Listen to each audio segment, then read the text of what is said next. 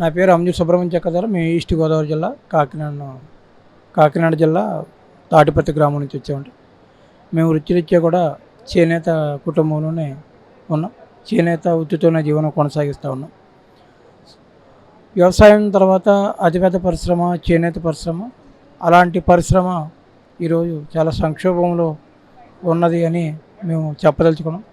దీనికి కారణాలు ఏంటంటే, చేనేత వచ్చాక చేనేత పైన జిఎస్టీ భారం ఒకటి పడ్డం, అంతేకాక ఇంటిల్లపాది కష్టపడినా సరే ఆ వచ్చేటువంటి ఆ కూలీతో కుటుంబం సాగడమే కష్టంగా మారినటువంటి అయినా.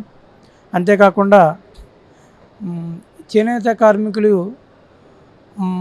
పవర్లూమ్ యొక్క వస్త్రాలకు ధీటుగా చేనేత వస్త్రాలు మార్కెట్లో ప్రైజ్ ఎక్కువగా ఉండడం వల్ల చేనేతకు ఆశించినట్టుగా డిమాండ్ లేకపోవడం. మేము ప్రభుత్వాన్ని కోరేది ఏమిటంటే, చేనేతకు జిఎస్టీ, చేనేత వస్త్రాలపై జిఎస్టీ మినహాయింపు ఇవ్వాలి. అంతేకాదు చేనేతకు ఇస్తానన్నటువంటి చంద్రబాబు నాయుడు గారు, గౌరవ ముఖ్యమంత్రి చంద్రబాబు నాయుడు గారు 200 యూనిట్లు ఉచిత విద్యుత్ ఇస్తానని ప్రకటించారు. అది కూడా త్వరితగతిన ఇచ్చినట్లయితే చేనేత కార్మికులకి కాస్తంత ఉపయోగకరంగా ఉంటుంది. గత ప్రభుత్వంలో జగన్మోహన్ రెడ్డి గారు ఏమో 25,000 రూపాయలు చేనేత కార్మికులకి ఇచ్చారన్నమాట వాస్తవం. కానీ చేనేత యొక్క నేరుగా కార్మికులకి 25,000 రూపాయలు ఇవ్వడం వల్ల సొసైటీ ద్వారా వచ్చేటటువంటి కొన్ని పథకాలు అది పూర్తి స్థాయిలో చేనేత కార్మికులకి అందలేదు అనేటువంటిది విషయం వాస్తవం.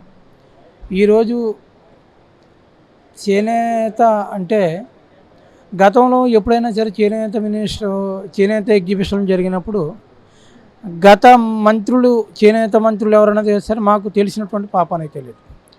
ఇప్పుడు ఈ టీడీపీ ప్రభుత్వం హయాంలోకి వచ్చాక ప్రతి ఎగ్జిబిషన్ కూడా గౌరవ మంత్రివర్యులు, చేనేత మంత్రివర్యులు సవితా మేడం గారు రావడం, ప్రారంభించడం, అందులోనూ కూడా ఒక మహిళ సేవా దృక్పథం కలిగినటువంటి ఒక మహిళ చేనేత మంత్రి అవ్వటం, ఇది భవిష్యత్తులో చేనేతకు మంచి జరుగుతున్నటువంటి ఆశాభావం మేము వ్యక్తం చేస్తూ ఉన్నాం. అంతేకాకుండా చేనేతకు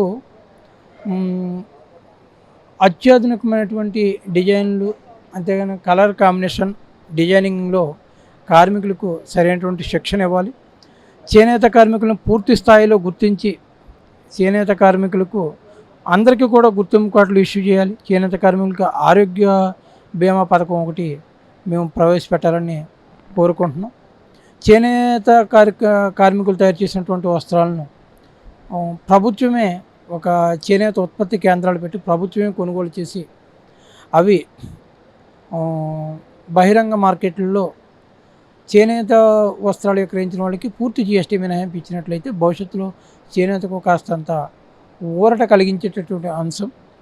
మరి ప్రస్తుతం చంద్రబాబు నాయుడు గారు పరిపాలన పైన, అలాగే మా మంత్రివర్యులు, అలాగే మా పిఠాపు నియోజకవర్గ మా ఉప ముఖ్యమంత్రి వర్యులు పవన్ కళ్యాణ్ గారి పైన కూడా మాకు పూర్తి విశ్వాసం, నమ్మకం ఉంది.